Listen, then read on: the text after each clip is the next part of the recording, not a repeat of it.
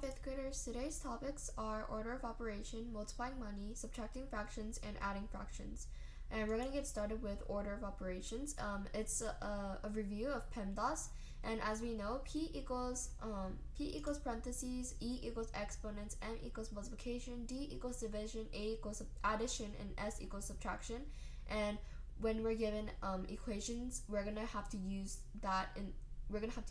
PEMDAS to solve the equation. Number 3 gave us 54 divided by 3 minus 2 times 4. And we see that we're given division and multiplication. And we think that we have to do multiplication first, but because there's division up here, we're gonna go from left to right. So we're gonna do 54 divided by 3 first. So number 3 gives us 54 divided by 3 minus 2 times 4, right? And we're going to do 54 divided by 3 first. So 3 is the divisor and 54 is the dividend. And we know that 3 goes into 5 one time. So 3 times 1 is 3, and then we subtract 3 from 5 and we get 2. And now we bring down the 4, right? And we know that 3 times 8 equals 24. So we're going to get 0. Oops. Ooh, that was a bit messy. So we get 0. Because 24 minus 24 equals 0. So 54 divided by 3 gives us 18. And now we just bring down the rest of the equation, which is minus 2 times 4. And now we look back to PEMDAS again. And we know that multiplication comes way before subtraction. So we're going to do 2 times 4 first. So 18. And we know that 2 times 4 is 8. Now we subtract 18 and 8. And we get 18 minus 8 is 10. So our final answer for number 3 will be 10. Now let's move on to number 7. Number 7 gives us 7 squared plus 3, right? And as we know, this E for exponent comes way before the A for addition. So we're going to do 7 squared first. And 7 squared is the same thing as 7 times 7. And we know that 7 times 7 is 49.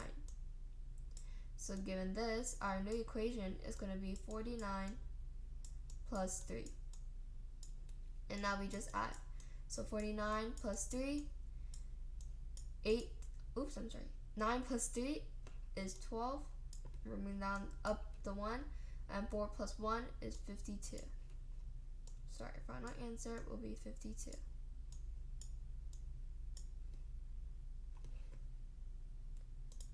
Now let's move on to multiplying money. Multiplying money is the same thing as just regular multiplication between decimals. So we're going to think of it that way. So we're going to ignore the dollar sign for now. So we get $4.53 times 6. Oops.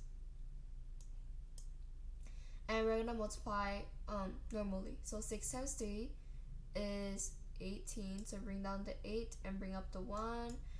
5 times 6 is 30. 30 plus 1 is 31. We bring down the 1, bring up the 3. 6 times 4 is 24. 24 plus 3 is 27. So we bring down both 2 and 7.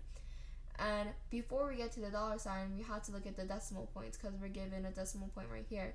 And we know that 6 has none, right? So we're going to put 0.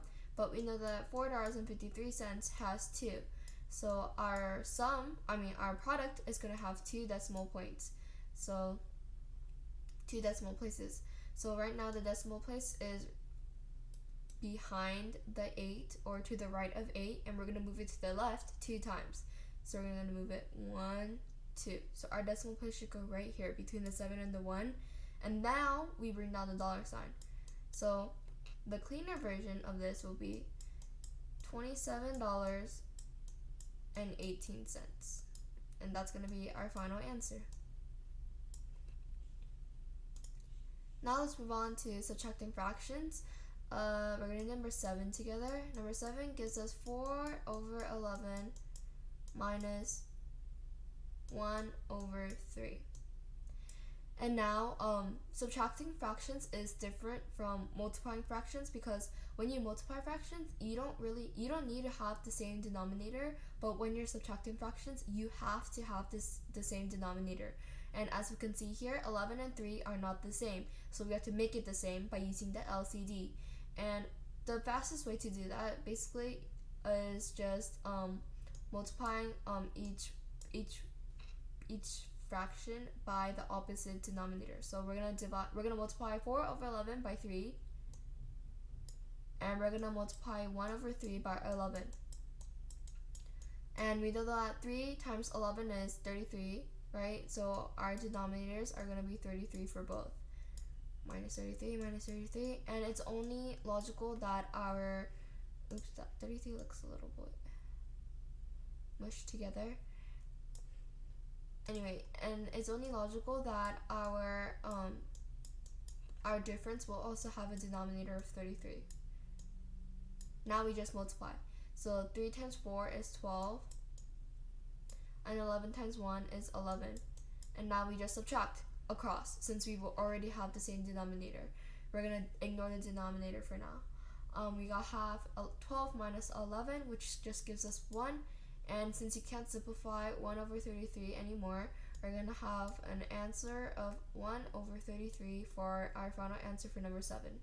And you have to do that for all of these expressions. You have to make sure that all of the denominators are the same. Now we're going to move on to adding fractions. It's the same thing as subtraction fractions, except you have to add them instead of subtracting them. So we're going to do number 10 together. Number 10 gave us 2 over 7 plus 3 over 4. And once again, the denominators are not the same, so we have to make it the same. And once again, the easiest way is just multiplying it by the opposite denominator. And so we're going to multiply 2 over 7 by 4, and we're going to multiply 3 over 4 by 7. And our, that was a bit too long. And our common denominator will be 28, because 4 times 7 equals 28. So we're going to have over 28 plus over 28. And once again, our sum will also have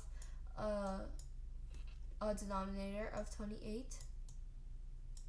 So once we have all the denominators the same, we're going to go back and multiply them the numerators.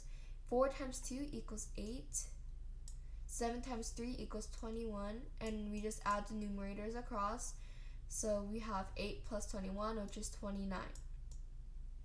And you can keep it as 29 over 28, or you can make it into improper fractions by dividing.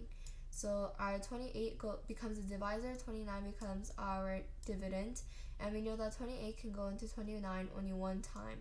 So we're going to subtract 28 times 1 is 28. We're going to subtract 29. We're going to subtract 28 from 29, and we get 1, and that's going to be our remainder. So we're going to put it over 28. So our final answer can be 29 over 28, or 1 and 1 over 28. So those two can be both the answers. It doesn't matter, because improper and mixed number is basically the same thing. So it could be 1 and 1 over 28, or 29 over 28. Let's put an or. And that's all I have for you guys today. I hope this helped you guys